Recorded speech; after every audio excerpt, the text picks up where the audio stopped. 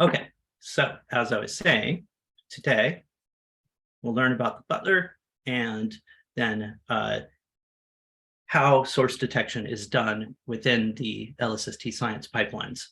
I will add, and if I forget, somebody remind me that I want to do a brief, like 2-minute demo when we come out of the last break before we go into the collective session, because I was reminded by a couple of people of a capability that we haven't shown you yet.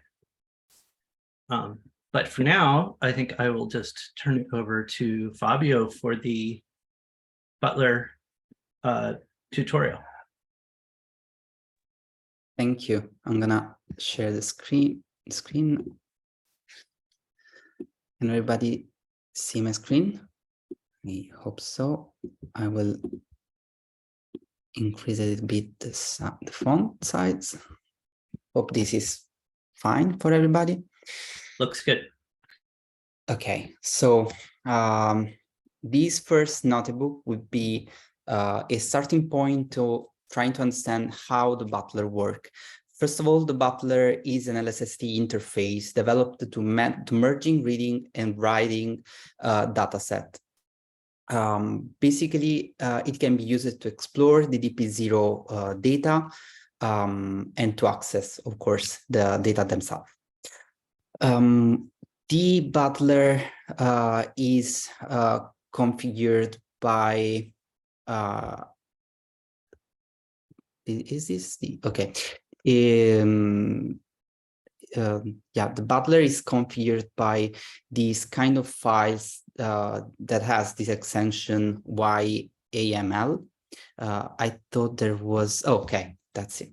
These kind of files are the one used to create new configuration of the Butler. The configuration are the way all the repository is defined. So the main directory of the repository and all the subfolders. These names, this reference to the usual computer. Oh, yeah, thanks, Ryan. Sorry. This reference to the name of the directories in our computers is not just the way I'm using to refer the Butler structure, but it's actually one can think of the Butler as the configuration, as the main directory, and what you already saw is called collections as the subfolders where the data are stored. The data in the Butler are not just images, but can be also tables. And we will see how to access all the images and the tables in the Butler. So first of all, let's import all the packages, and this GC module here, I don't remember if it appeared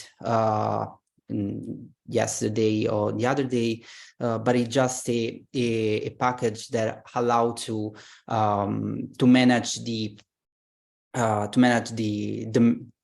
memory of the kernel once we delete thing in the Butler thing through the notebook, so it take care of the memory usage of the workflow. So let's create the instance of the Butler. That is the first thing that you want to do, and in the config we are not typing the configuration file extension, but we use like a label that is referred to the configuration that we want to access. One question that could come up is how do I know what kind of collection I can access to? So basically, we want to access the DP0.2 collections where you find the images, the calyx, and the deep coad. But basically, once you create the instance of the Butler, you can query. You can query all the collection accessing the registry. And here you have all the collection that are available through the Butler from this configuration. And so there are some general collection, and there are also collection that are related to the users. So because the Butler can be used also to write data sets, any one of you can create or make experiment on the data set without changing the general collection that everyone will access, and so can create their own collection and experiment on that. The Butler can be the instance of the Butler can be created also without the collection.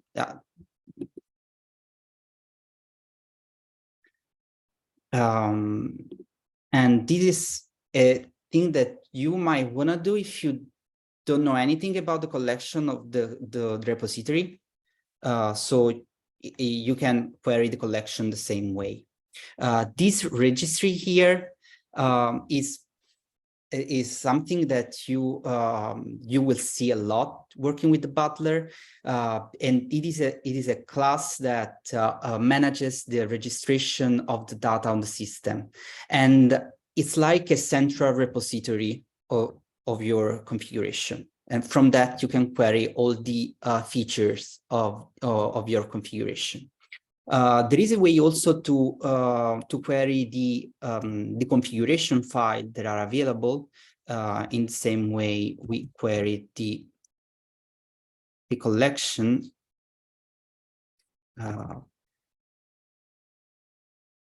Yeah. Query. No. Yeah. No repo. No. Yeah.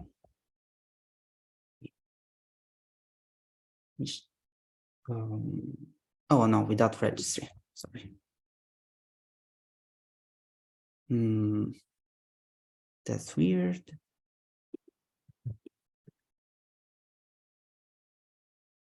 Let me just check. So maybe.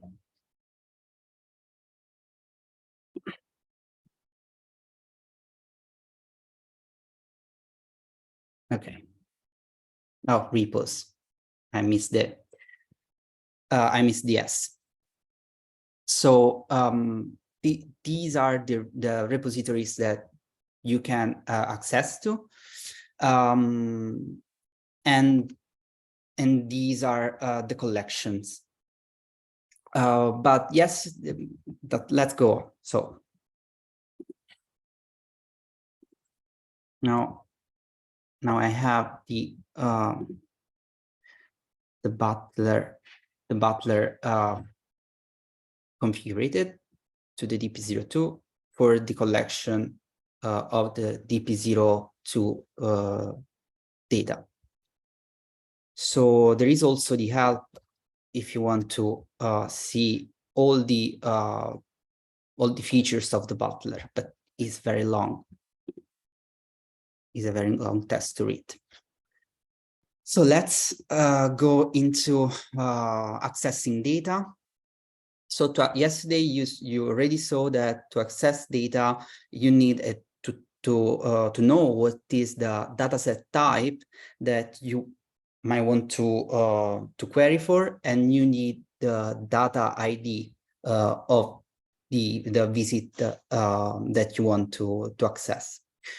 So if we want to access the single visit exposure, you want to ask for a CalEx dataset type, and later on in the next notebook, you will see also how to search for a specific data ID. For now, we will just set this ID. And as you can see, to access the features of your dataset type, you have to pass through the registry to the registry instance. And here you can see the image of your visit, single visit. There are questions up to now. Yeah, I cannot see the chat, so you can just speak yourself. If not, I will go on. Fabio, there's one question, and I think it's referring to just a second ago. Mauricio is asking, this ID is the object ID, and I'm not sure which ID he's referring to, but the ID is the ID of the visit and the detector. That are the two identifications that we need to refer to the specific single exposure. I don't know if I answered the question. And these are features that can be retrieved through also a spatial query through the Butler. So we can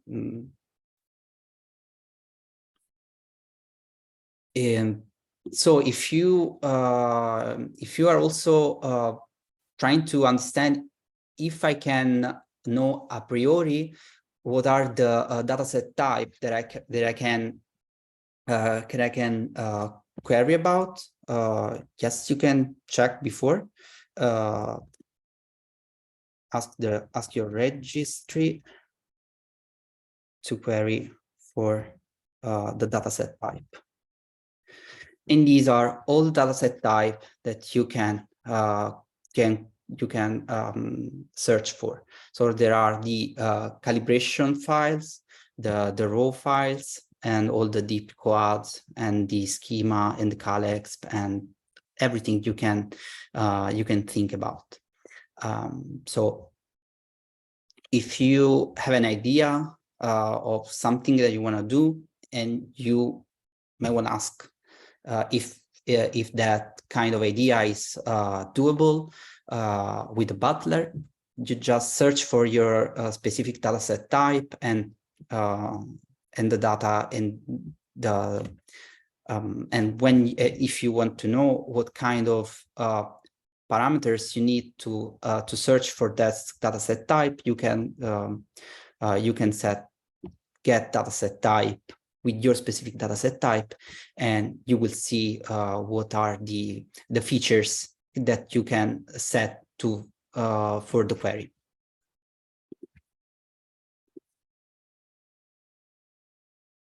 Again, with Butler, we can also access the different images. And all you have to do is to change your dataset type. You can we can have the same data ID because the different images works like CalEx image. And we can see the different image here. We have the same image as before, but subtracted with respect to template. And here you see that GC Collect just take care of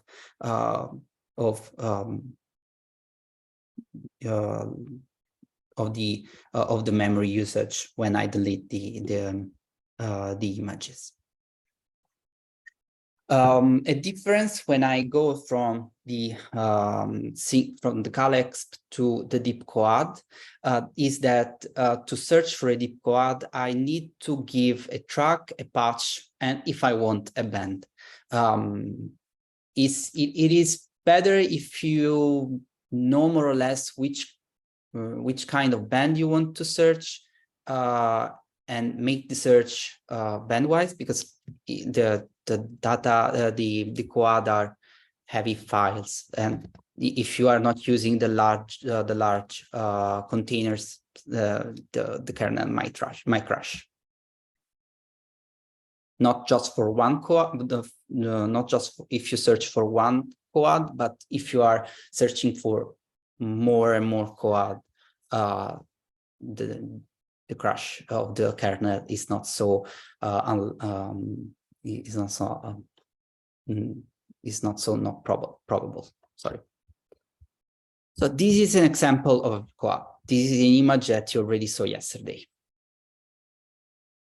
But another feature of the Butler is that it does not allow only to access images, but also the measures of the detected sources on the images. And to access that, you have to change your dataset type as source table. And indeed, if I search, if I query for that data ID, that is the data ID of the CalExp image, I will get the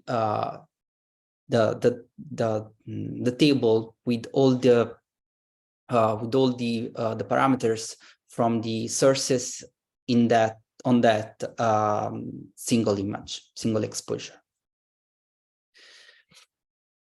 If you want to know just what kind.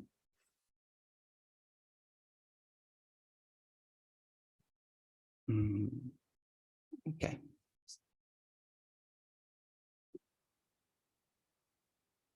And I can do the same with the difference image.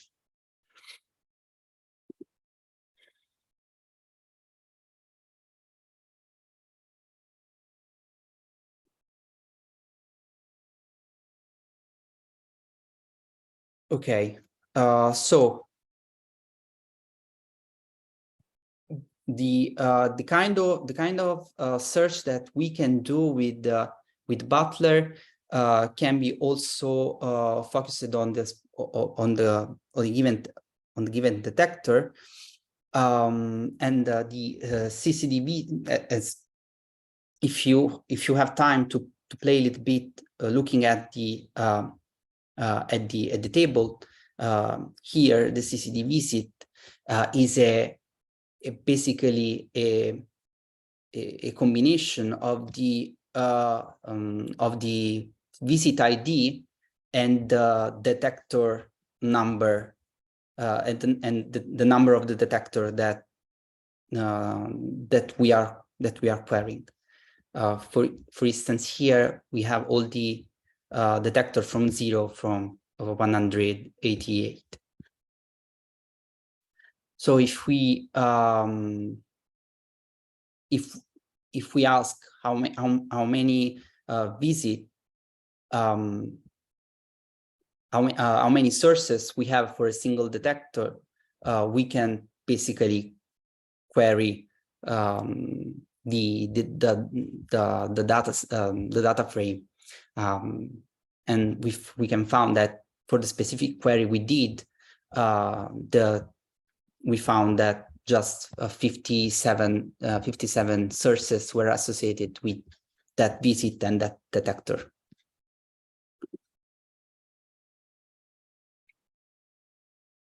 And these are all the visit for the specific detector. Indeed, if you see, if you look at the sorry if I'm scrolling, if you look at the CCD visit ID, now the last number, the last digit is always 5.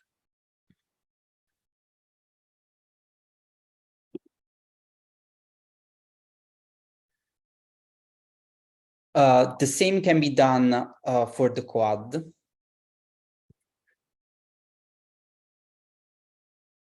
And see that we found 37,000 each object.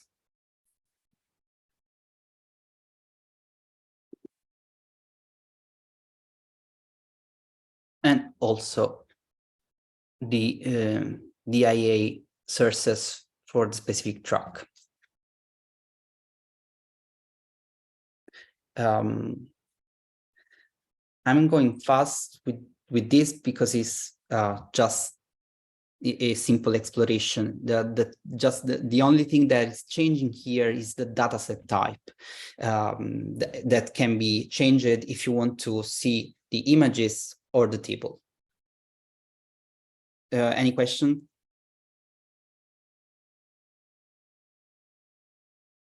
Okay.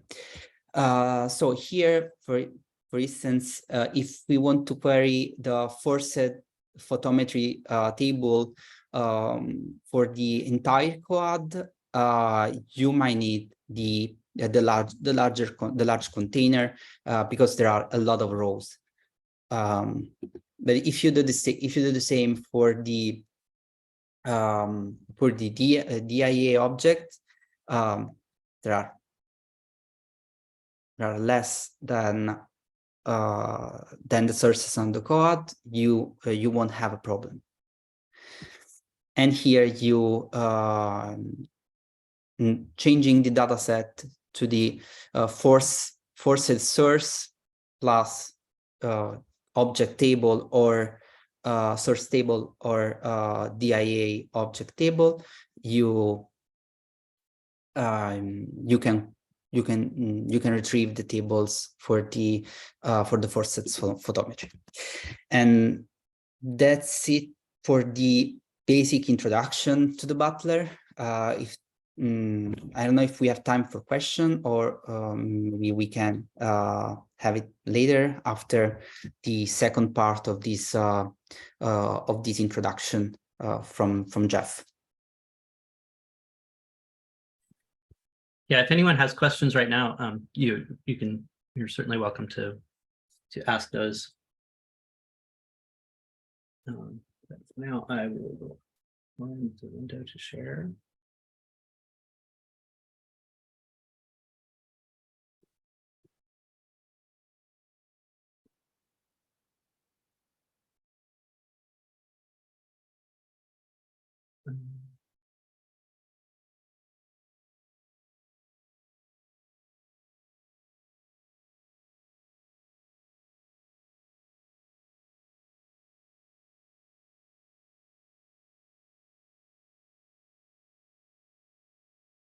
Okay, open the chat so I can see that if you need. Okay, so hopefully you can see my screen. I'm going to pick up where Fabio left off. He showed you the basics of what is the Butler. I'm sure when the first time you see it, can be kind of overwhelming. But hopefully you get used to it, and that's why we want to provide a lot of examples for you to look at and to start from. So now we're going to get into more. Often when we show you an image, we've just been saying, just sort of asserting to you that image comes from this tract and patch, or these coordinates land in this visit, or something like that. Now we're going to show you things like how you can find that out yourself. So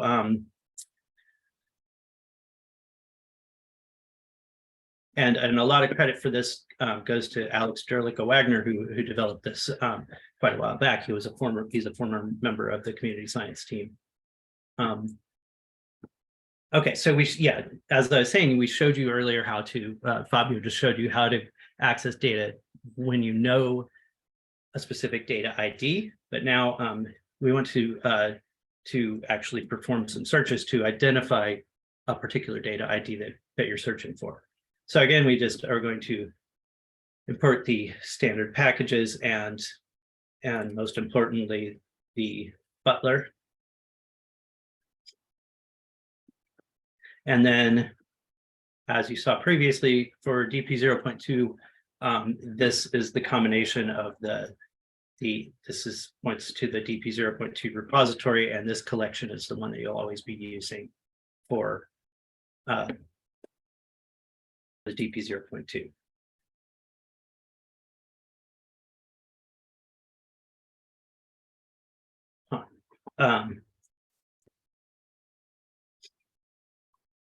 Hold on one sec. Oh, I didn't finish it. All right, I'm going to restart because, oops. There we go. I'm going to start with a clean version because that one was already executed. Okay. Finally, as we often do in these notebooks, we define any functions that we're going to use later. We define those at the top. And so in this case, this is just a function that will use the WCS and the bounding box of an image to get the coordinates of the corners. So we'll see a use of that later. Okay, so now we're going to show you how to explore that collection and that repository. As Fabio mentioned, once you've instantiated that Butler, the way to get access to all the database information is via the registry. So here you can just define the registry pointing to butler.registry. And if you want to see more about the registry, there is a lot of information for you. But for now, we will leave that as an exercise for the reader. Okay, so collections are sort of groups of data sets. For example, if I started with some raw data and wanted to process those through all the steps, all the way to coads, I could have those all reside in their own collection. So all the intermediate data products and everything will be in a collection that goes together. So there are all types of collections, but the way you can see the collections that exist and then query to find the ones that you want to use is via the query collections method, which you'll see here.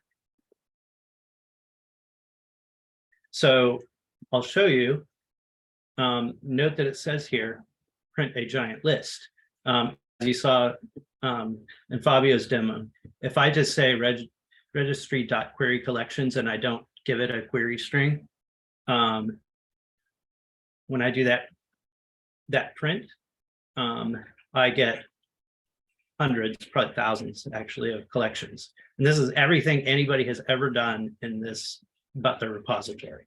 So that's not necessarily the most helpful thing in finding what you want. For our purposes, the only two collections that we're going to need are the data preview 0.1 and 0.2 collections. So if I, again, do the query collections and then just only print the ones that match that string, either DP 0.1 or 0.2, then you'll see I find only those two collections. But you could do something more general where you say, oh, I want to see any collection that my friend Melissa Graham has created with her username in it. So again, remember, this creates an iterable that it's known as a generator that you then need to loop over to access the elements of. So we say for C and all of these, wherever it matches. The star here is a wildcard, so anything that contains this string Melissa Graham in it should appear. And you can see there are a few there. So you could I don't know, we could change it and see if there are any, if I've created any in here. I have indeed. So that's how you can find collections. And I see the question that was just asked by Priscilla, and the answer is this is because these are often in a shared repository that everyone has access to. You see, that's why you see hundreds or thousands, because lots of people are developing and doing tests against these repositories. So in an actual data release, we would not expose all of that to everybody. So it won't be as messy in real data releases in the future.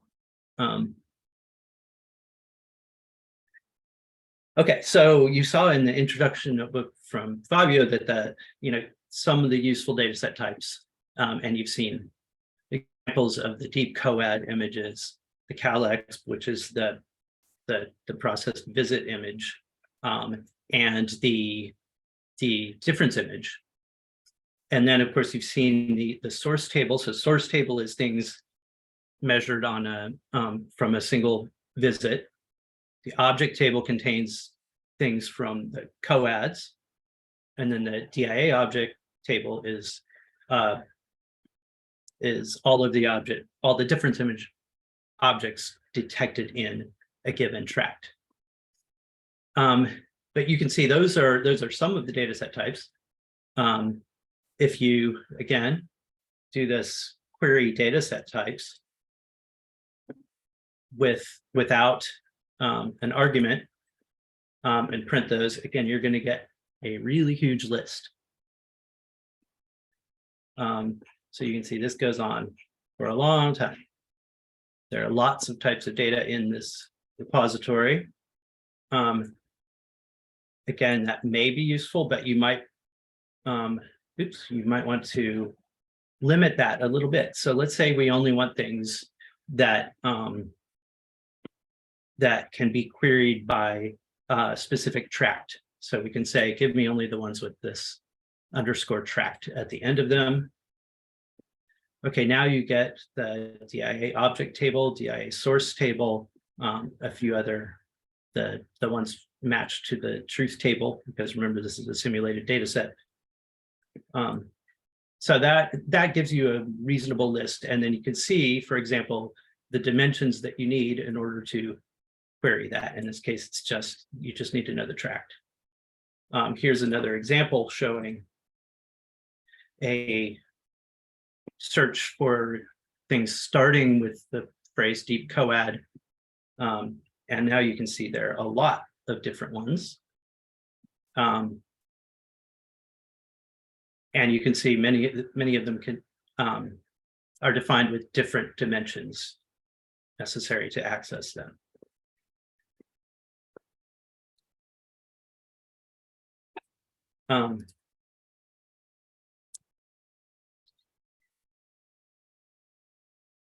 Okay, and then this part is demonstrating once you pick out something from the list that you're interested in, and you want to know the details of that data set type. Say I just want the deep coad, I want to know. I can say registry.get dataset type, and then just print that result. And so that says the deep coad has dimensions of the band filter it was observed through. Sky map is almost always going to be there, and tract and patch. And you've seen that, a few examples of that already.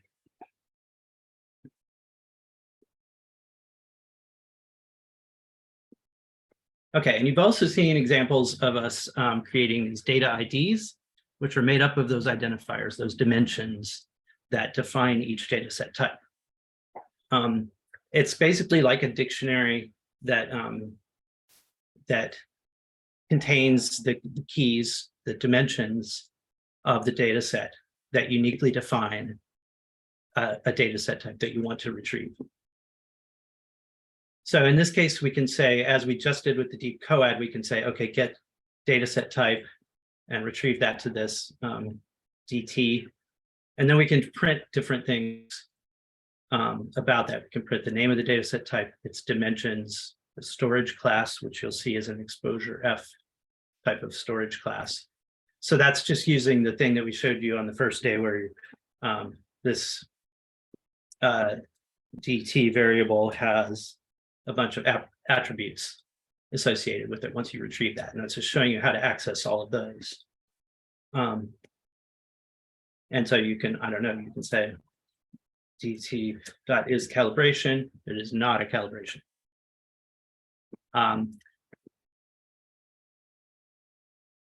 Yeah, and so this one thing that can be slightly confusing is that there are keys that are required in order to retrieve a certain data set type.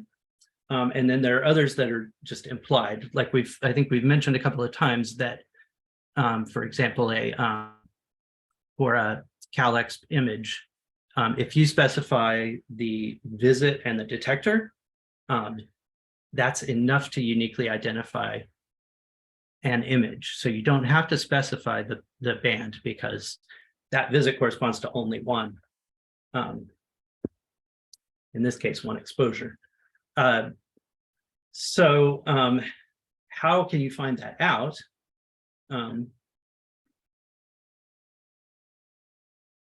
Here we demonstrate that, okay, if we know we want a CalEx and we want it for this visit and detector, then we can do a query data sets with that data ID.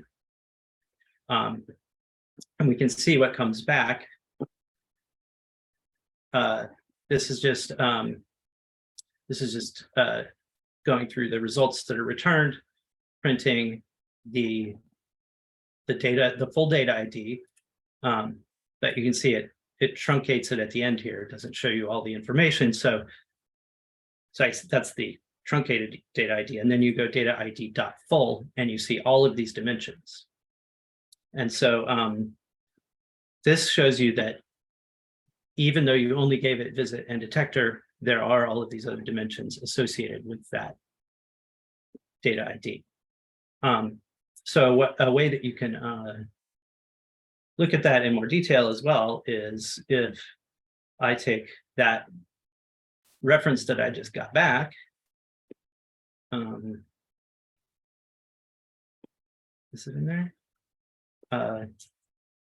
Sorry, it's in the data ID.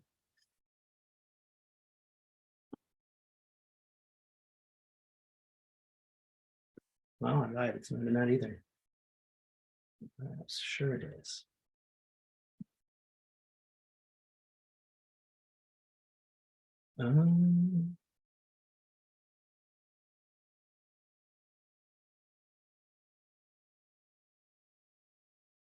We'll come back to it.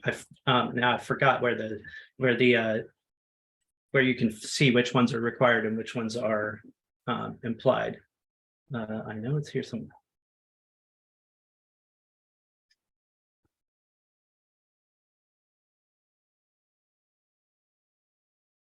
Okay, so in this case, another thing that's noted is you can see that it gave us an instrument, LSST cam MSIM. A thing that's noted here is that when we pointed at the collection, the DP0.2 collection at the beginning, we pointed the Butler at that because everything in that collection is data products from that particular instrument, in this case, the simulated LSST camera. That is sort of implicitly saying everything we're going to get will have that dimension, which is one reason why that's an implied dimension now.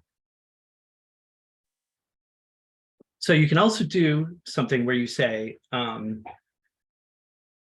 remind me later if I forget we can figure out where the actually it might even be here, where the implied and full specification is accessible. But okay, but here you can also say, what if I didn't know which detector I wanted? if I just give it a partial data ID, if I just give it a visit number, and then I do this query data sets again, what does that give me? And so this will just, once it retrieves those, there will be multiple, so it'll just print the first few. And so, excuse me. So you can see that they all include that visit, but you can see it's then picking out all of the detectors. In this case, it found 187 detectors. There are actually 189 detectors, but this visit is by the edge of the field, so 2 of them got lopped off, I guess.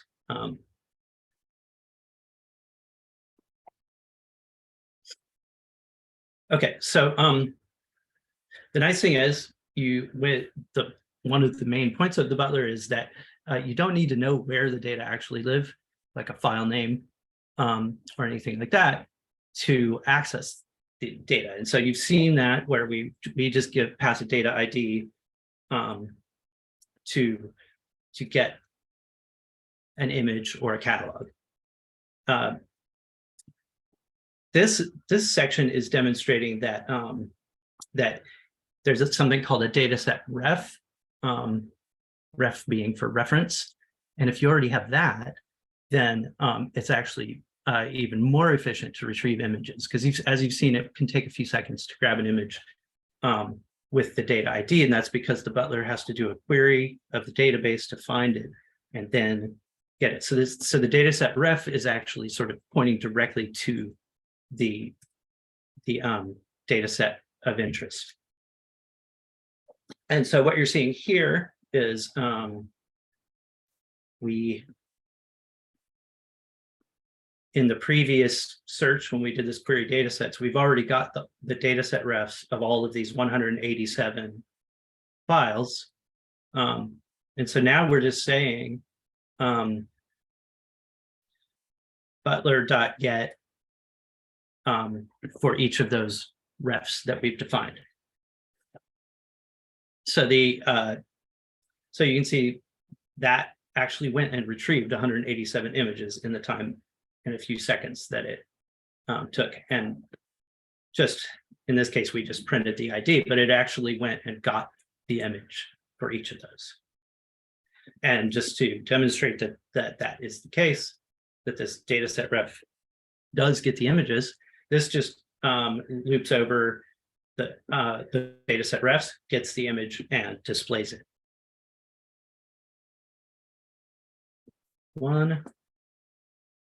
Next one, you see this is detector 134 and 170.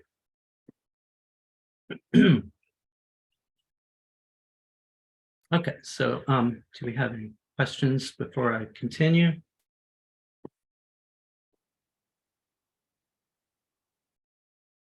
Looks like we're good. So Jeff, I guess there's a question by Bob. He's asking what exposure F stands for, and we were kind of trying to look that up. Oh my goodness. It's a good question. It's a type of container that it's an exposure container, so it contains the image, but it also contains like the mask. We saw a bunch about the masks yesterday. It contains things like the mask, the PSF model, the WCS. It contains all of the attributes that come along with the image. So it's sort of like an exposure, a container object. Yeah, I was looking at the documentation. So I think it's a class from AFW, or the astronomy framework that we use. And the F is the particular type, in this case, a float. You can have doubles or other stuff. And then within the exposure F, you have what you call a masked image. You have the PSF, the WCS, metadata. And the masked image, in turn, is a composition of the image array, the mask array, and the variance array or planes. So you have all that information in this type of objects. Yeah, thanks, Andres.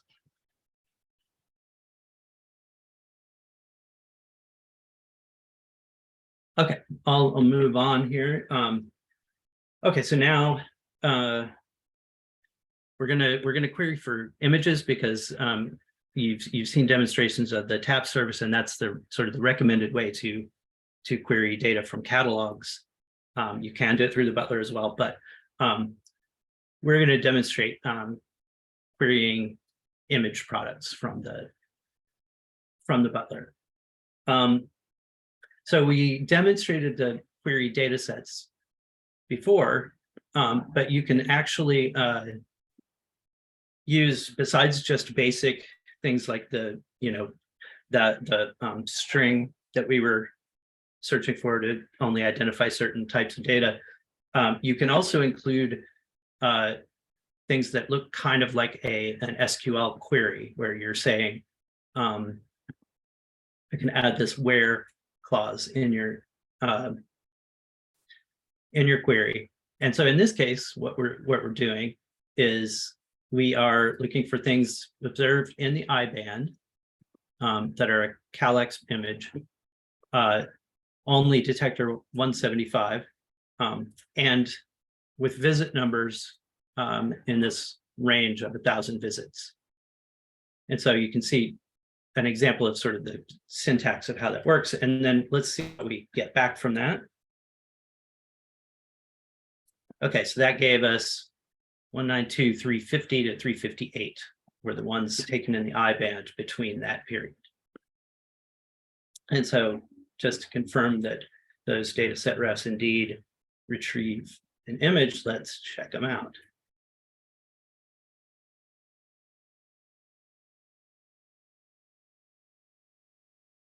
Okay, 1, 2, it's going to display the first 4, 3,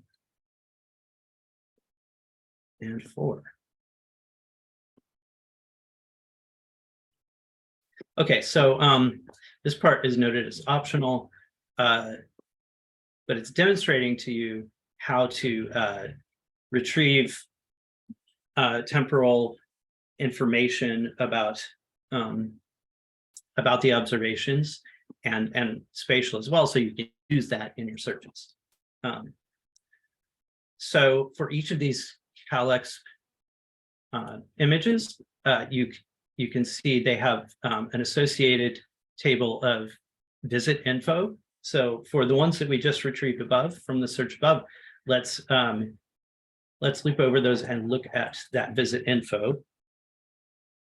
Okay, so you can see for each one of those CalX, there are things like exposure ID, there's the date, time that it was actually observed, the RA deck that it's pointed to, and various other things here. So you can narrow it down now if you know that you just want to know the date, the length of the exposure, and the RA deck of the pointing. You can just pick those out because those then are entries in this visit info object. And so then you can see you can just retrieve, this is the date time it was observed. It was a 30-second exposure pointed at this RA deck. You can also just retrieve the bounding box of the image. That's also information that's attached to this CalX exposure, and it's WCS, the World Coordinate System solution that basically maps the XY pixels to the sky. You can retrieve those and then use that function that we defined at the beginning to figure out what are the coordinates of the corners of this image. So let's try that. Now you can see for each of those images, you actually have the coordinates in RA and DEC of the 4 corners of the image. So these are helpful tools if you want to go and then find more information about images overlapping a certain region, for example. And this just shows you more information about about one of those data set refs.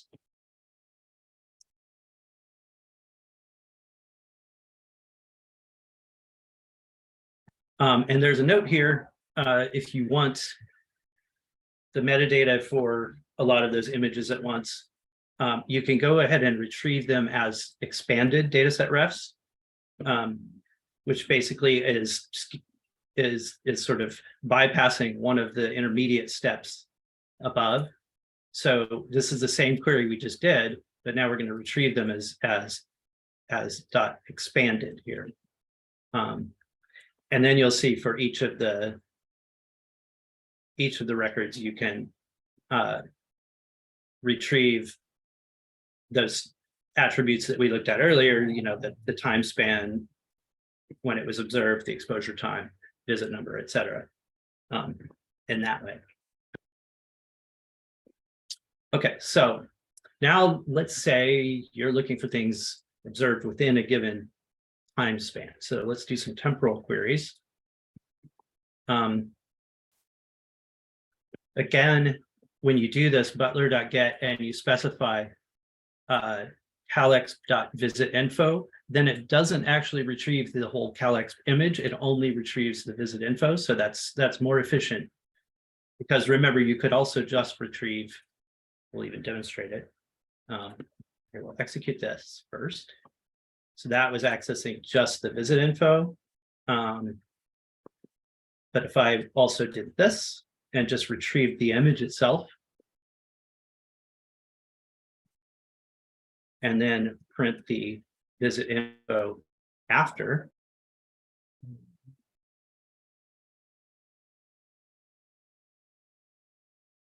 oops, I'll call it this, sorry.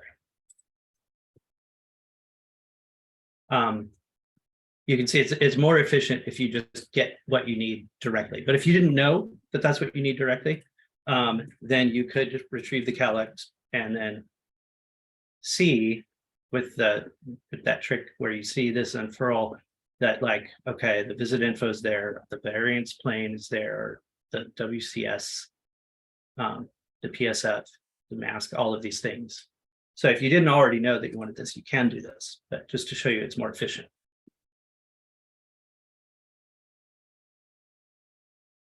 Okay, and this part is going to show you then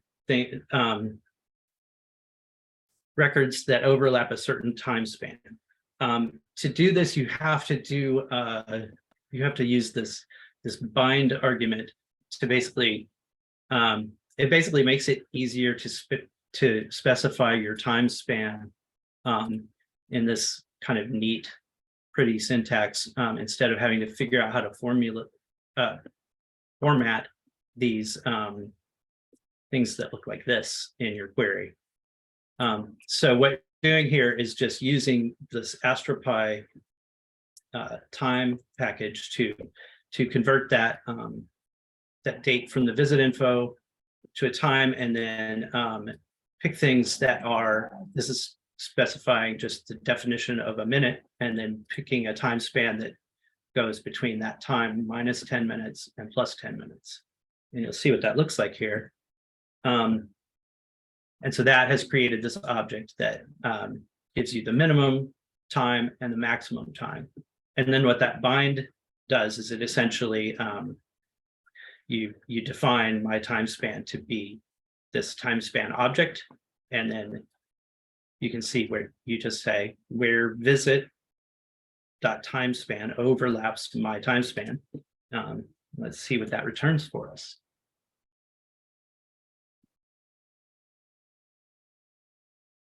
Okay, so you can see in that 10-minute time span, we found 1,636 calyx images. And if you want to ask how many unique visits are there, because as you can see here, these are all the same visit, but the multiple detectors in those visits, you can actually go through those and then just use the NumPy unique function to check. And indeed, you find that there were 13 visits, and these are their visit IDs.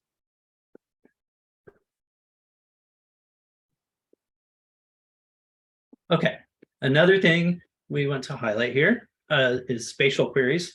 So first thing we're going to do is search for deep coad images that overlap a particular calyx image. And so this looks like the same visit detector we've been looking at. We're going to get the visit info. And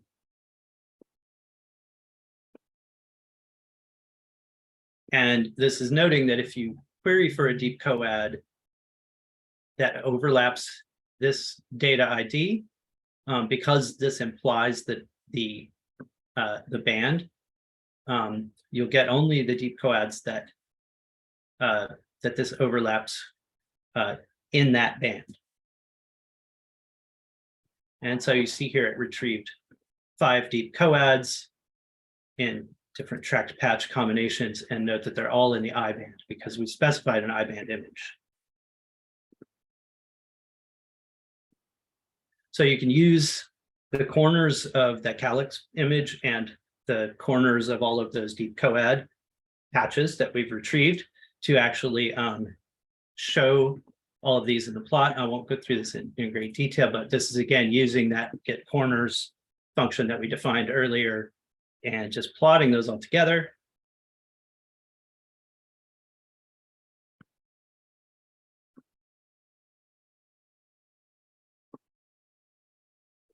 Okay, so this was our visit, the gray box in the middle, and you can see all of the other rectangles are the tracked and patch combinations that the Butler said overlapped that detector.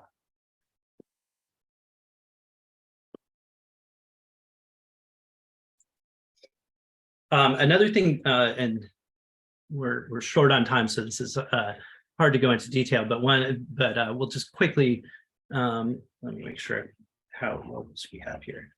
Yeah, we're good. We'll just quickly go through this part about the right now we don't have the ability to just arbitrarily query on RA and DEC in the way that you would like in a tap query of a catalog. So one way to do well, and the reason for that is because you can only do queries over the dimensions that are defined in the Butler repository. And so in this case, there's something called the HTM pixels, and this is just a pixelation of the sky into a hierarchical triangular mesh at a specific size scale. And so there is a pixelization of the sky already built into the Butler repository in this case. And so we can use that to retrieve things that overlap a specific HTM pixel. And so we'll show you that quickly. I'll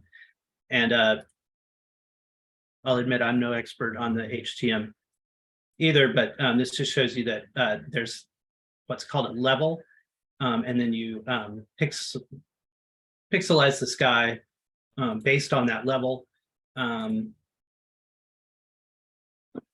And I think we'll show you here, yeah, in just a sec. And this is then turning the RA deck from that visit info of the last calyx that we retrieved into its ID in that HTM coordinate system. And so now if we go here and pick out the size of this particular HTM ID and print that,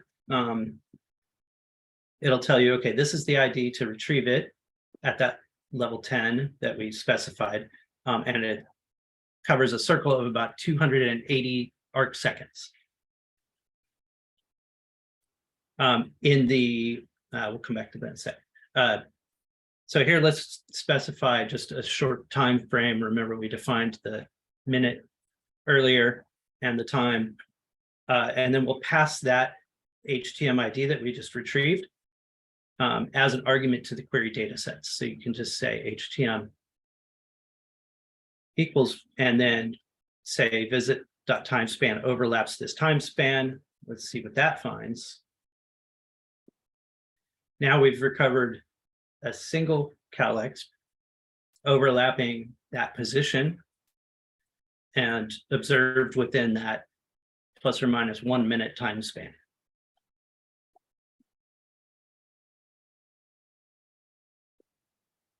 And you can use different HTM levels as it discusses here. The level just defines the size of those regions. And so we won't go into that right now, but that's there's a demonstration of a query here. And just to note, finally, as we've said, the recommended way to retrieve and query catalog data is using the TAP service.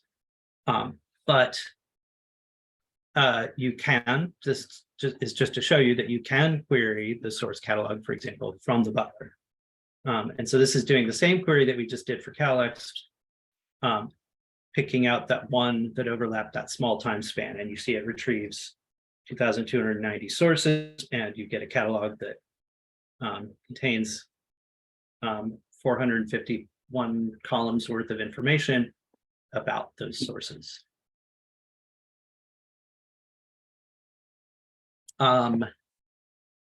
Eric asked a very good question about whether spatial queries will eventually be supported, and I'm actually not certain about that. I know other types of spatial queries will be supported, like HealPix IDs, but again, that's similar to the HTM where it's defining a predefined region on that. I'm not sure whether arbitrary spatial queries will be supported. That's a very good question. Were there any other questions?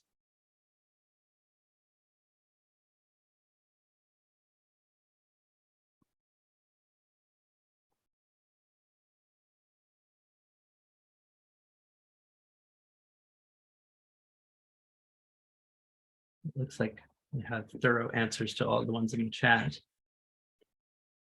Yeah, so Jeff, there was a question from Michael who was asking about if you want to see like the template image, but I think you would need to change like the data set type to a different, different data set type. But so that could be an idea for a breakout session, I guess, like playing around with that to see different images from different data set types. Yeah, that's a great idea for a breakout exploration. Yeah, and you can imagine if we went back to the top of this, where we were exploring different data set types. We can try it here, for example, and see. Now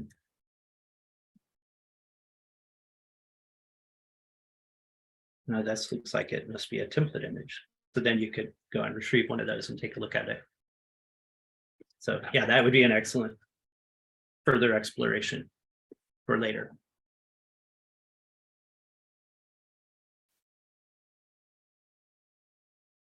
All right, well, we're a few minutes past what we had intended. So I think it's time for a short break. And then we will come back. We'll make it 9 minutes instead of 10, so we can come back at 15 after the hour. If that works for everybody. And then we will learn about source detection in the LSST science pipelines. So see you at 15 after. Thank you, Fabio and Jeff.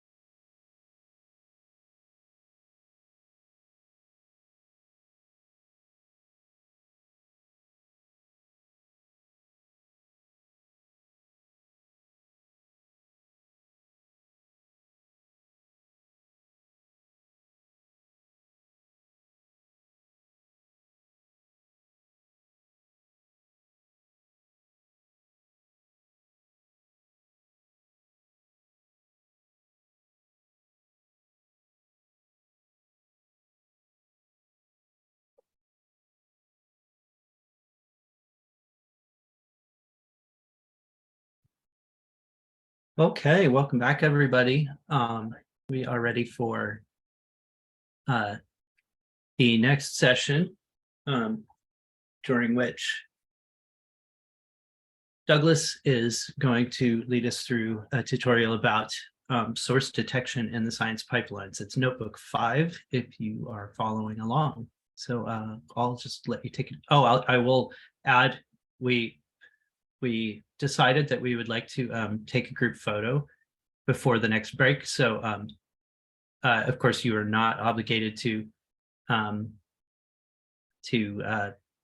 your camera on for the photo, but if you would like, we will take a group photo right before the next break. So after Douglas's presentation. So take it away, Douglas. All right. Well, thank you, Jeff. Let me share a screen here. Okay. And let's move things around a bit. All right. People can see my screen. Okay, great. Okay. So today we'll give I'll be giving a brief introduction to source detection. This will be roughly a fairly simplified. And we will not go to details, which is good because I personally do not know all the details of these algorithms. This will be useful for instance, for those if you want to I don't know, run the source detection algorithm on with slightly different parameters than we're using in the general in the standard reduction, or for instance, I know several people are interested in doing source injection, sticking sources into the images, and then those folks will also want to detect those images, detect those sources once they've been inserted into the images. So this will give you this notebook will give you a brief description of how you can a basic introduction to how to do that.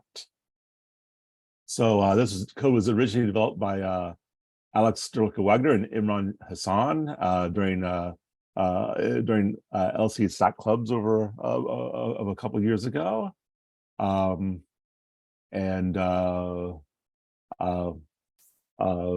actually there is a I think it's referenced somewhere.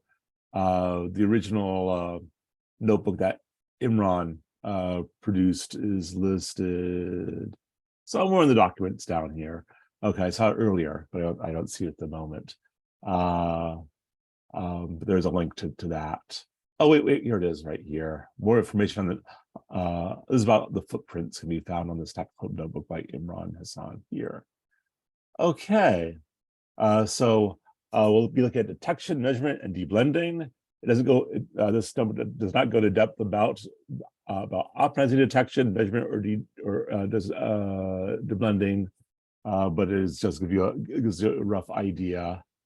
We'll be making use of Matplotlib, AFW display, but more particular to this notebook, the various LST pipes tasks, including characterize image, the measurement, the detection algorithms, and the deblender. So we'll see that a little bit later on. So first of all, we'll just do the usual imports. So we'll import Matplotlib. So for Matplotlib, we'll also import various the science pipeline packages. We've seen before. That's something we've seen before: the AFW image and AFW display and stuff for looking at the images. And most importantly, that we hadn't seen before, we're introducing in this notebook are the various pipeline tasks: the characterize image, source detection, deblender, and the single frame measurement tasks. Oh, I did run that. Okay. And we'll also define a few functions. We do have make an effort to try to make these notebooks accessible. So one way we do that is we try to use the color styles, which are useful for the colorblind. So we use a standard colorblind accessible color palette. So we'll add that in, and we'll also set some parameters up for matplotlib. Oh, and this is Larry. He's joining in. He's the cameo star. Okay, there, you can move on. Okay, don't show that part of you. Okay. Okay, let's take, first of all, we'll access some data. We'll look at the CaliXP data as we've seen in the previous two tutorials this morning. How we've used the Butler to access CaliXP. These are the single exposure process single exposure images, or single visit exposures or images. We'll use a standard configuration and collection that we were using for all these tutorials. The DP0 configuration and the DP and the 2.2i runs DP0.2 collection, and we'll grab the Butler we'll create a Butler for that, and we'll focus on this one CaliXP image for detector 75 in visit 512055. And so let's grab that. Okay, so as we mentioned before, the CaliXP object, it's a exposure F object, a Python object that contains the raw pixel, the raw pixel data of the image, well, process in this case, it's uncalibrated. It also contains a mask and also a sample variance plane. And so some of those will come in useful a bit later. Let's see, we can actually uncomment some of these things. We can take a quick look at the contents of, say, the mask image, and it's basically a big 2D array showing of the image data, the mask data, which are bit masks. They're all base 2 sort of masks with different type mask bits. There's a bad mask, a cosmic ray mask, a crosstalk mask, a detected mask, and so on. And also there's the variance map. You can also look at the individuals. The individual, let's take a look at just the mask. So here you just see the mask. They're all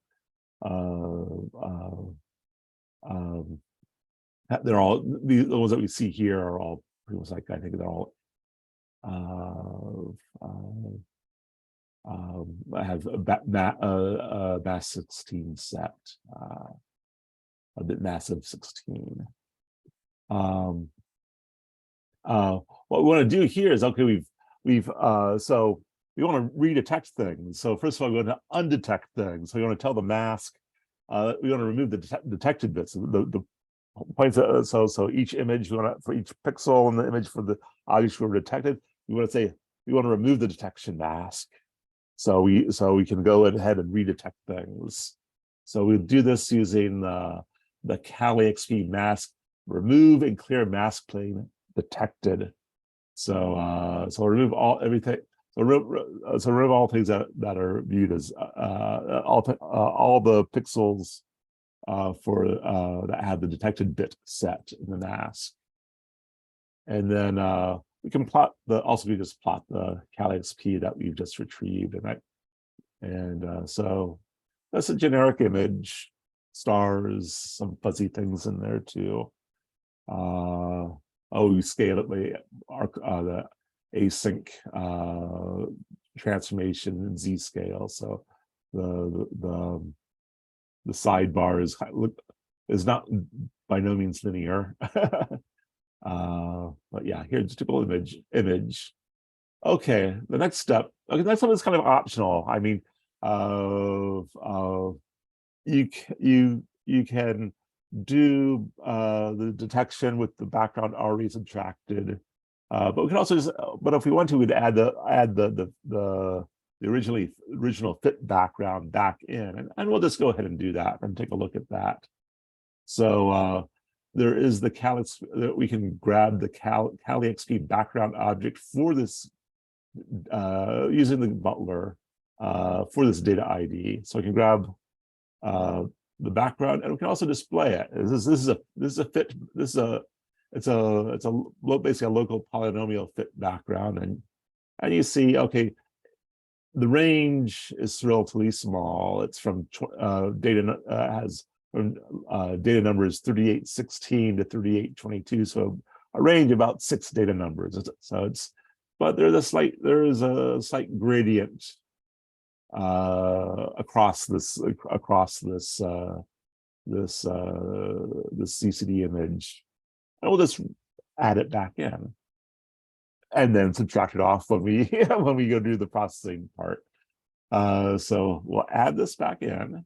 So we'll do this by taking the image, the masked image that we had grabbed up above.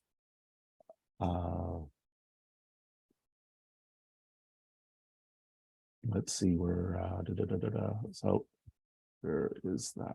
Oh, lost it. Okay, so okay, we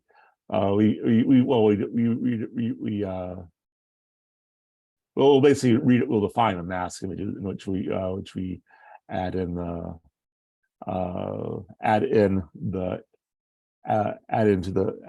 we'll add the background back in, and then we'll plot it. We'll plot the image again with now you'll see that the color bar on the side has changed. It's still an async transformed lookup table within a range determined by the Z scale, but now you have the background in, so it goes from 3500 to a little over 4200 on the color bar. Okay, actually, I'll do a quick stop here for any questions at this point. Hey, Douglas. So there's a question from George about the gradient in the background in that image that you were showing a couple of cells. Oh, yes. Back. Yeah. That. Oh, okay. Well, let's see. Let me open Yeah. the I guess the question is what the explanation for that gradient is. Oh.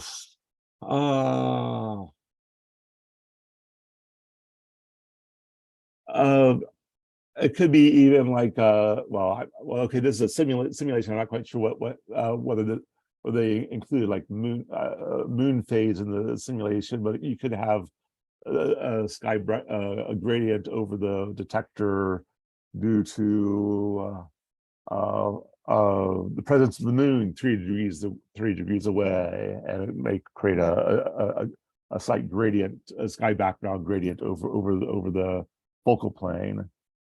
Or various forms of diffuse scattered light. It's not a very large effect, but yeah, in real data you get that.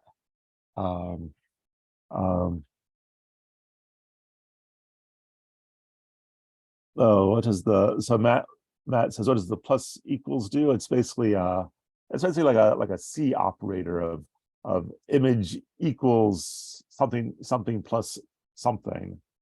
So you can basically so like A equals A plus B, you can just do A equals plus equals B. This, so that just adds it in. Oh, let's see, any other questions? Yeah, so there's a question from Pablo about the background and if it's always modeled with polynomials within arbitrary order, or is there a specific order that's kind of standard? I'm afraid I don't know. Jeff or anyone, have you, or Ryan, Aaron, anyone know? There, yeah, there's a. I don't remember the exact answer, but there's a scale of the binning to spatial binning to which this polynomial fit is done. I don't remember the scale, but I'll find the reference to the hypersuprime cam data release paper that describes it. Okay, And, that's great. Thank you. Thank you. And then there's an additional sky subtraction done later that is more minor. Oh yes, and Pablo also goes beyond as a follow-up question, which is very relevant. And I know those of us who've been involved in previous surveys or big surveys like this are definitely well aware of issues like that.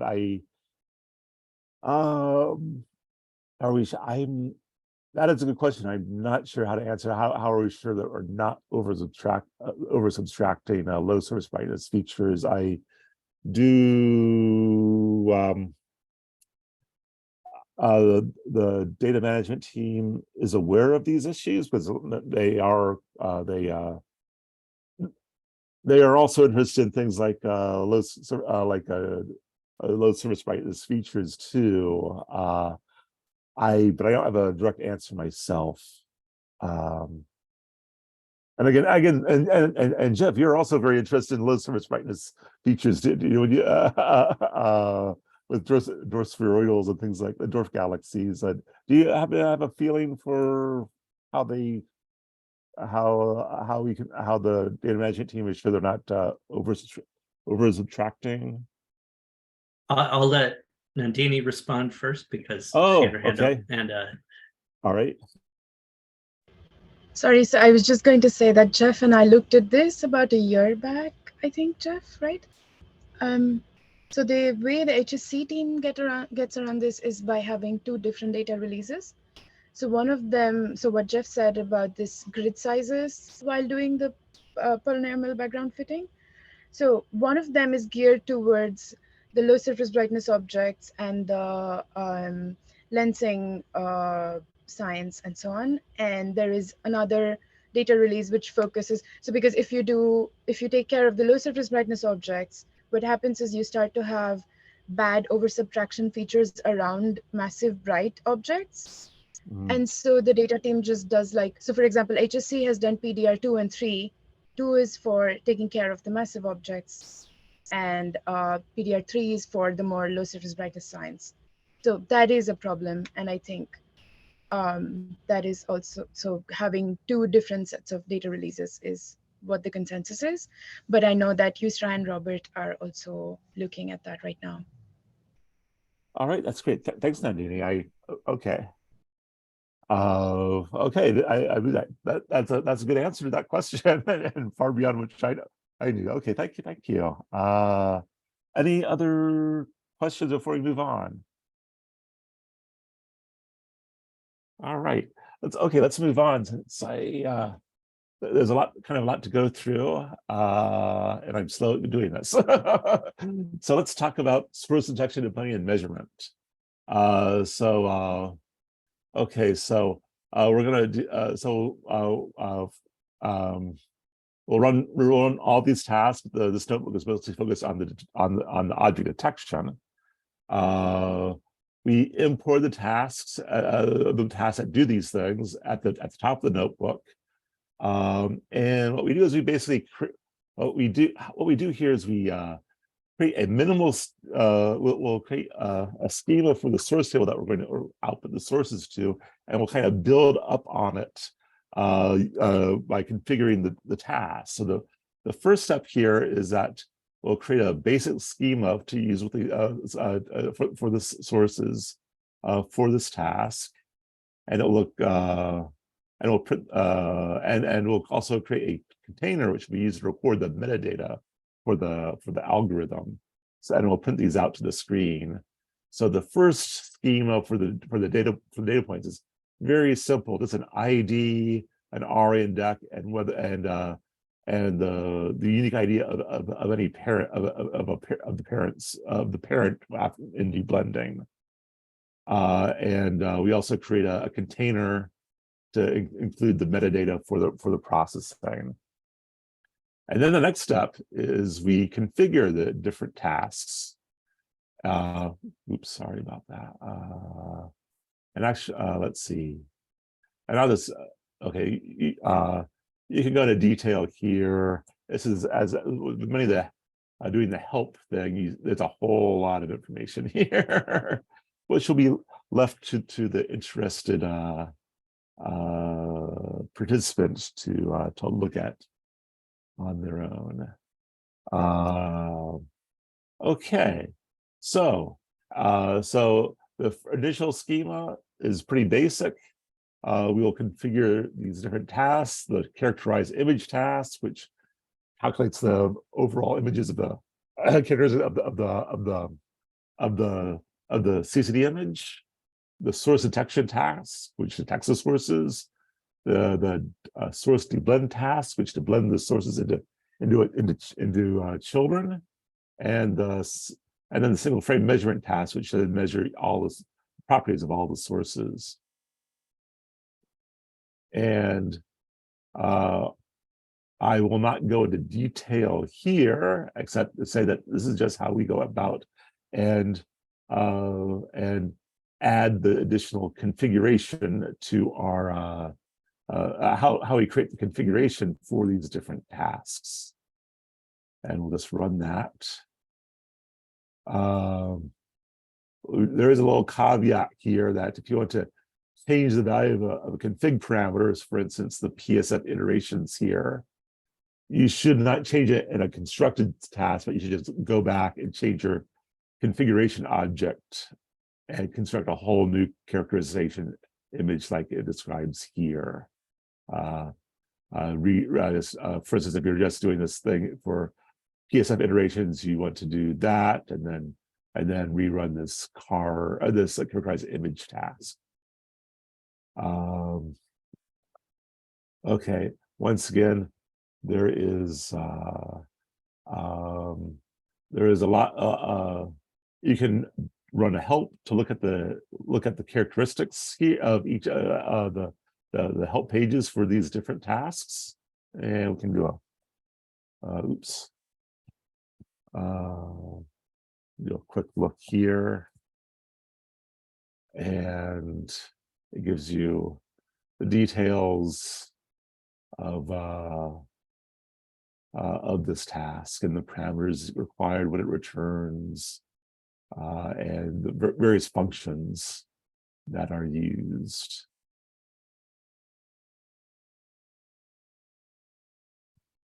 All right.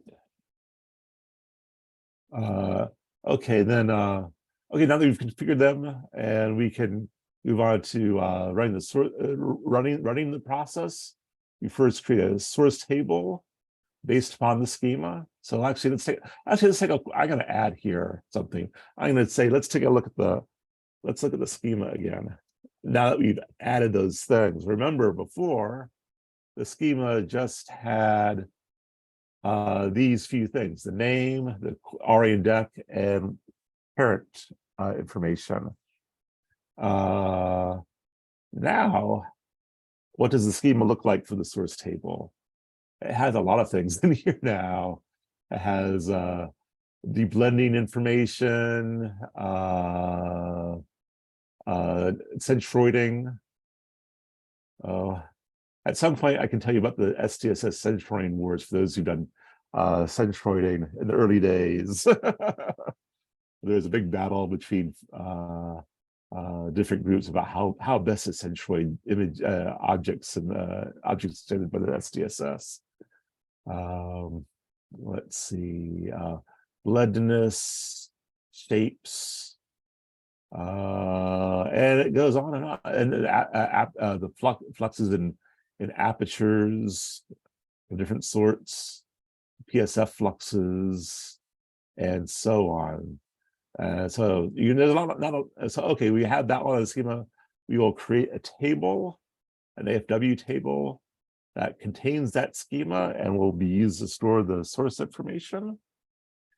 And now we will actually first we have that in place. Now we can start running different parts. We will first characterize the properties of the overall image, like the mean PSF and things like that. So we will, in the section 3.2, we will run that. So we will, oh, okay, so let's take a little closer look here, sorry. So we will use the run task on the CalixP image for this, we'll run the car image task on the CalixP image that we download from the Butler. And we will point at a point, so it's sort of roughly a random point within the image where we will grab the we'll define just a point of interest that we will then kind of look at a bit later.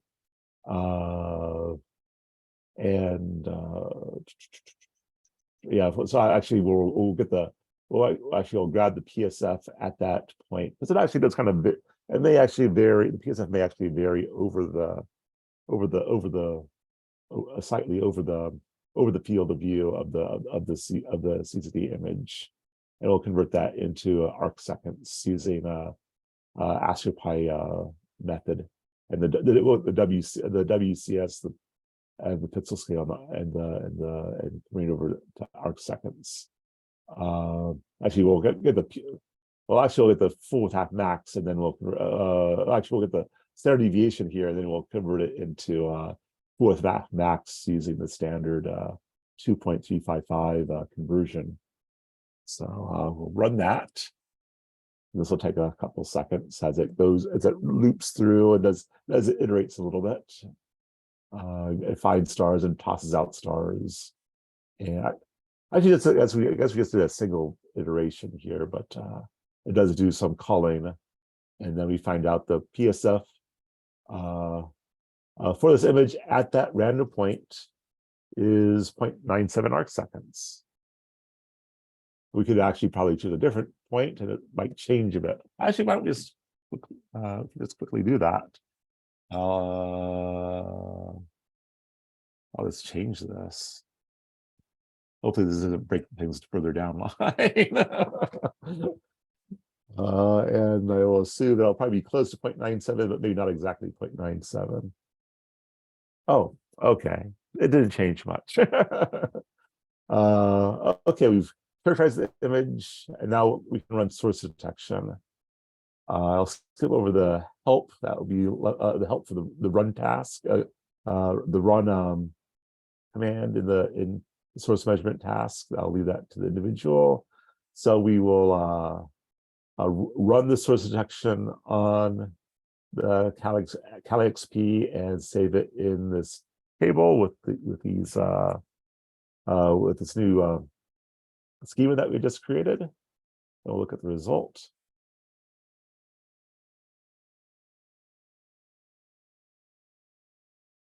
Okay, we'll go type of the result. So we actually look at the result here.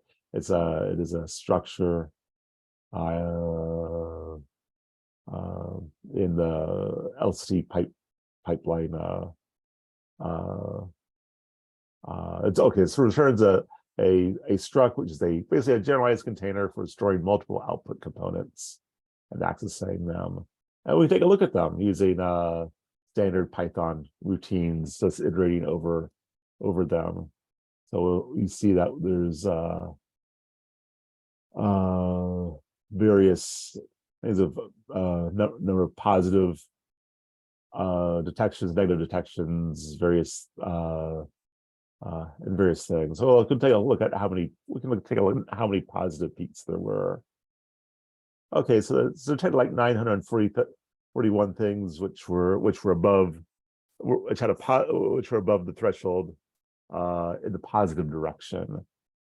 Okay, so it says here when we use configuration threshold 10, which we defined up above, we get about 940 positive peaks. If you choose a lower threshold, we get about 5,000 positive peaks.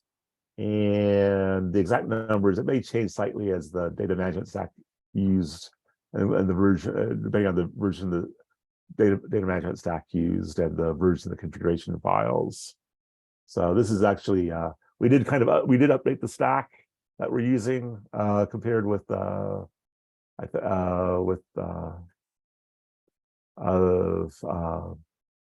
when it was originally run. So yeah, it's it was originally created, so it is slightly different. 941 versus 940, but anyway, okay. So now let's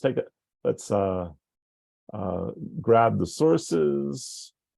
We'll see, or we can take a quick look at the sources. But most of these will be not NANs at this stage. So we have the ID, RA, and DEC, and all various things in the table that we created, and they're all basic. Pretty much at this stage, they're all not numbers.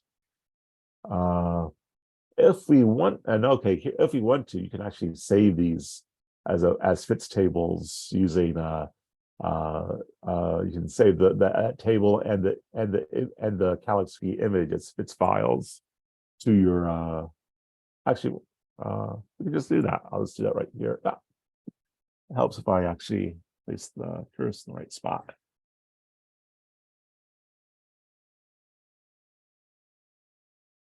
Oh, that's interesting. Oh, look at this. Okay, maybe something's changed recently. Oh, or maybe I already have. Oh, maybe it complains. I may have already had something already there. I think I might have had already something there.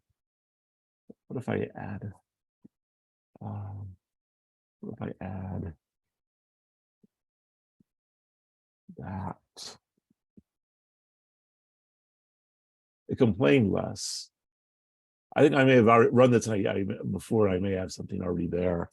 I think you could pass an overwrite equals true keyword argument, but okay. I'm not positive that'll work, but I think it might. Maybe let's do equals.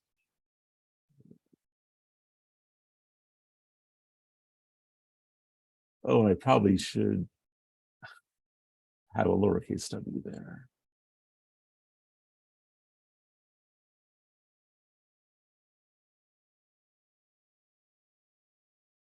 Okay, I'm not going to spend too much time on this, but I'll try one more time. It might be an uppercase W. I don't.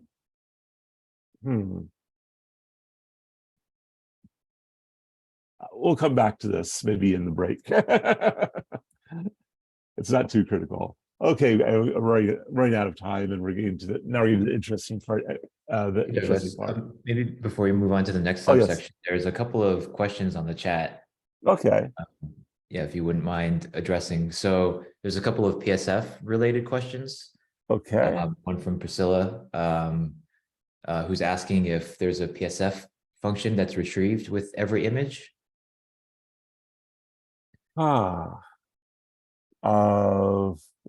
With every CCD image. I would think maybe it's for every. Yes, I'm wondering. Yeah. Sorry, I'm wondering yes. because you just did get PSF and you got the PSF. Yes. So I was wondering where you get the function for this PSF. Oh, okay. What was that?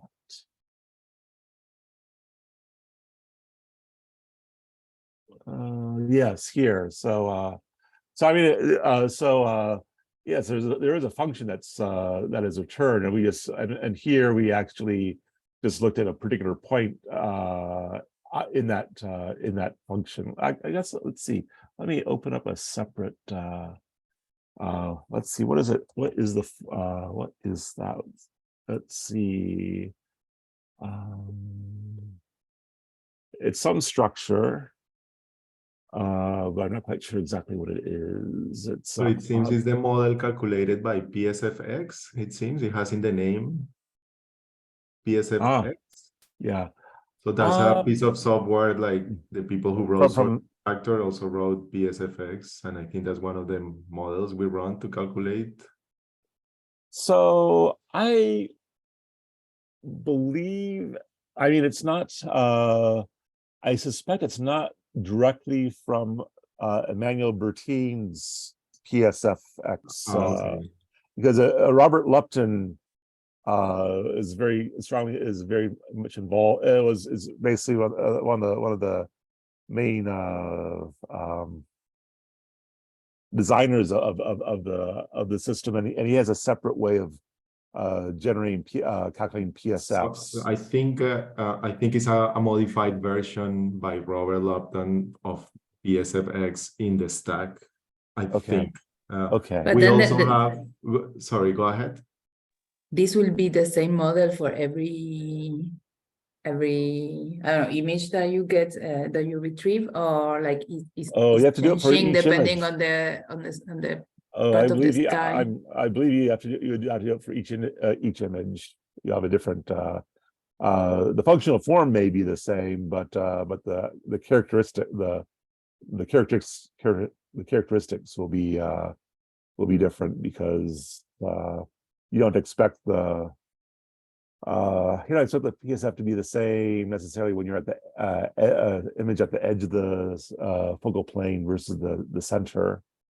I mean, they try to have it as, I mean, they try to as best they could to have a very flat optical system, but it's never perfect. And I should say, as Jeff pointed out, that in recent versions of the stack, we're using a new model called PIF, or PSF in the full field of view, by Mike Yes. Jarvis. So there is a Yes. paper from the Dark Energy Survey year 3 PIF, if you want to look at the details of that. But so we have PSFX, and recently we're having PIF with 2 Fs. Just to mention that, I can put the paper later in Slack. Okay. Yeah, that'd be great. Thanks. Thank you. All right. And then Oh, Douglas, yes. so well, just to point out one more thing that someone brought up. So there's a question from Marcella, and it's maybe a little bit more of an in-depth question about how the pipeline is run. But I guess about how the CalExp contains more information than the raw dataset type ID. So it's kind of a question, I think, about how the CalExp was created from the raw files. So maybe it's more of a pipeline focused question, but that might be something that we can look into in more detail in one of the breakout sessions, if that's a possibility. Yeah, that might be. So by raw, it's not pure raw. It's not like CalExp is, the CalExps are not the off the telescope raw. So these actually have been processed. These images have been processed, and the image signature has been removed or calculated. And as we did in an earlier step, we actually so in the pipeline at a certain step, it subtracts off the back, it fits the background and subtracts it off, and that goes into the CalExp. And you saw that we add that earlier on. We add the sky background back in this notebook. So raw in this is not off the telescope raw, but it's let's say it's raw in the sense of it's the actual pixel, it's the actual pixel values. It's maybe raw is not the best way of putting it here, but it's the image data, the pixel data. Let's see, if I delete that CalExp in the repository. Oh, I hope you don't do that. But there are backups.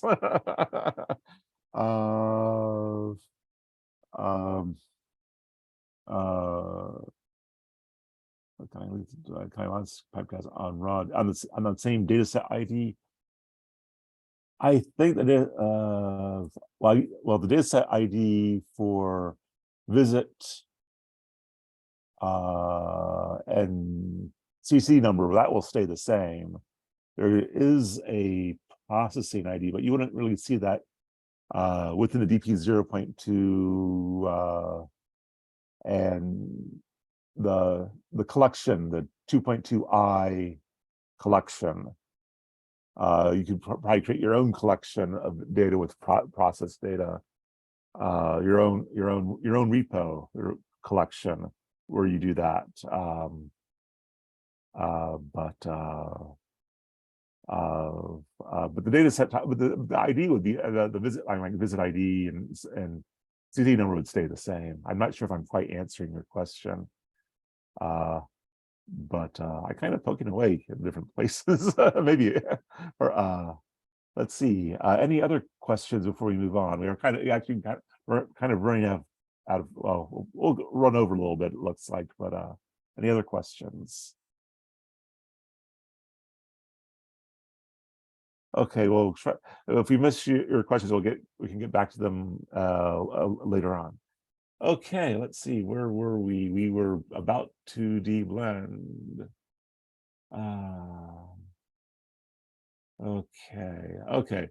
Yeah, we only have I'm gonna go fairly quickly through this. So we'll just run these additional tasks, the deblending and the source measurement task.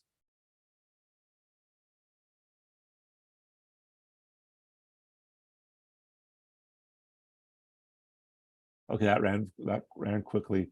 Okay, so this is a little bookkeeping feature. It does suggest that to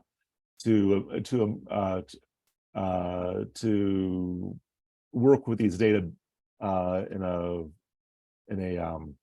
more efficient manner, we should make sure they're all contiguous in memory. So we'll just do this little bookkeeping thing, and then we'll take a look at them as an AstroPy table. And here we have a running ID that running ID for the individual objects of pandas ID, or actually a table ID, the RA and DEC,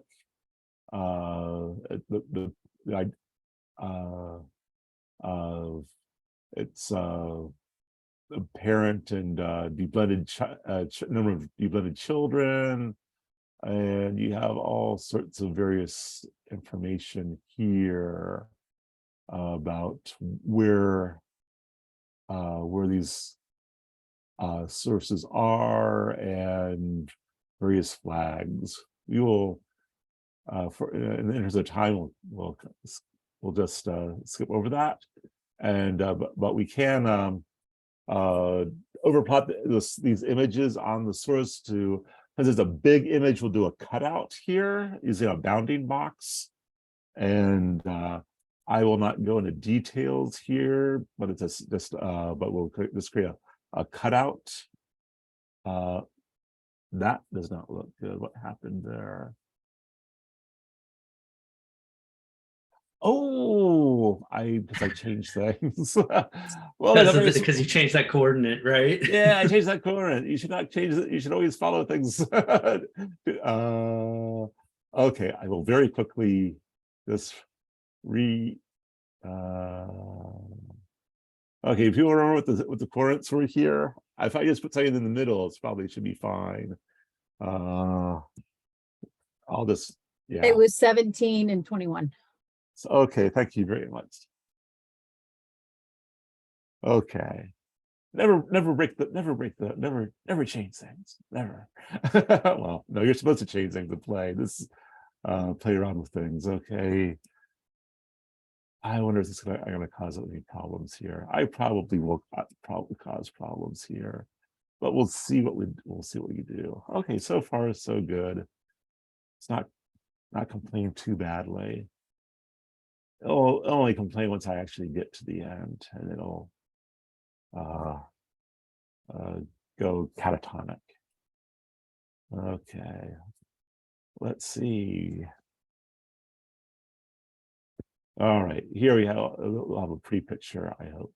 Okay, so here are the newly detected or redetected sources in a little cutout. Okay, we might want to let's take a quick look at footprints. These are people are familiar with S-extractor. They're similar to segmentation maps. Basically, it's basically a mass. It tells you whether this where the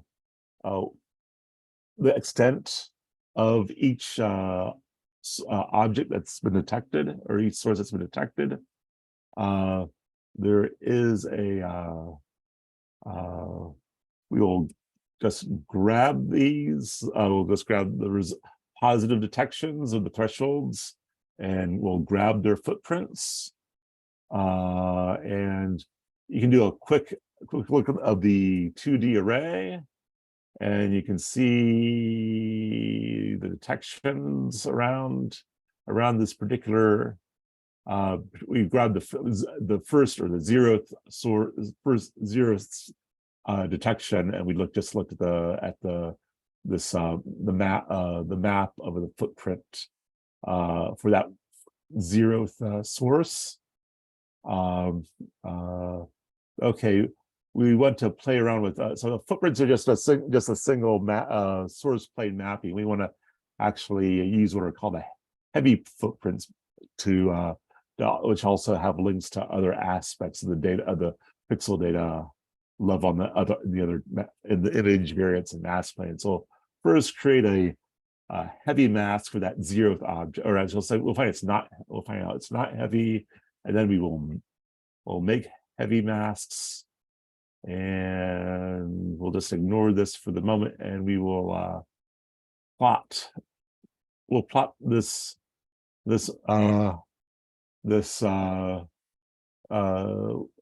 will plot the image of the zeroth object within its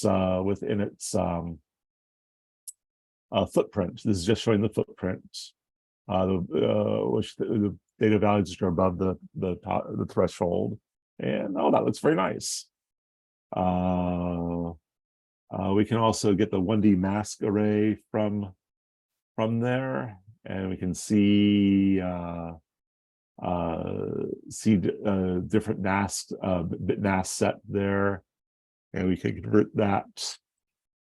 You can just recall what the different masks are here. These are bit masks. They add so let's see. So they're bit masks. They're like they're additions of 2 to the whatever. So 2 to the 5 is 32.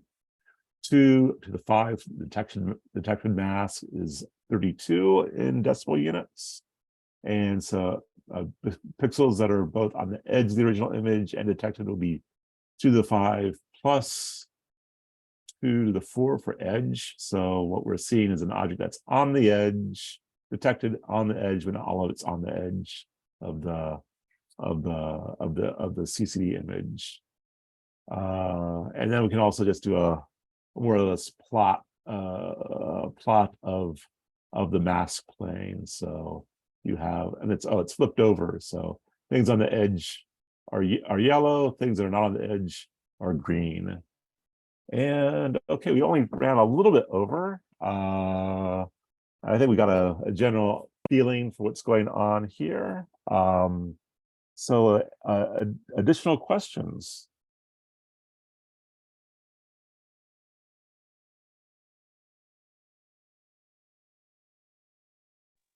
I have a question. Can I? Oh, yes, please. Sorry. What is this detected and detected negative that appear here? Because it's a 5 and a 6. So this is once again. It's above. And yeah, there. Oh, here? No, below that. Where you print a get mask plane. Oh, okay. Yes. Okay, so the Kali XP file has it has several layers. So there's a layer which is just the pixel, basically the image. there's also a plane which gives the variance at each pixel. So you have and then you have a plane which has various mask bits set. So it's something about so each pixel has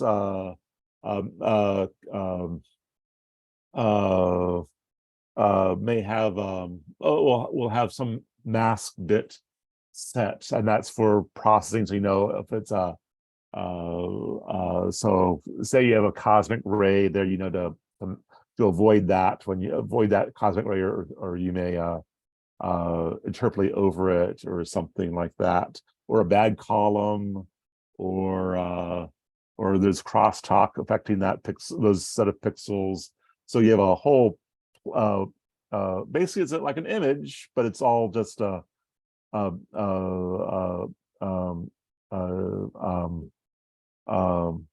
binary bits of which incorporate what all is affecting that pixel. So if you have nothing, actually in this case we don't see anything which is a bad, which has a 0 mask, but you may have things which have a 2 to the okay, here these are the exponents for the bit mask. Yeah, so, okay. Thank so, you. I so, missed it was the exponent. Yes. oh Sorry. yes, yeah, sorry. Yes. So I went over that very quickly. So 2 to the 0. So you get, if you had values of 1 here, that'd be a bad object. Or you may have 2 to the 3. Then you're gonna have 8 here, and that'd be a cosmic ray. And you can also add these together without, and which you can like with these bitwise masks, you can add these together without and still retain all the information. So you could add like, what if it was a bad pixel which had a cosmic ray and crosstalk, but for some reason was detected. You could have 2 to the 0 plus 3, 2 to the 3rd plus 2 to the 9th, and then you could you can unpack that out afterwards and see, oh, this pixel has all these features in them. Thank Or you. this, so yeah. All right. Anything else?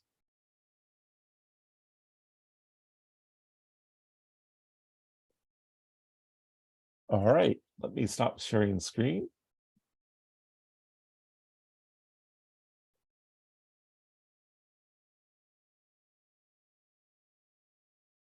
Great, thanks so much, Douglas.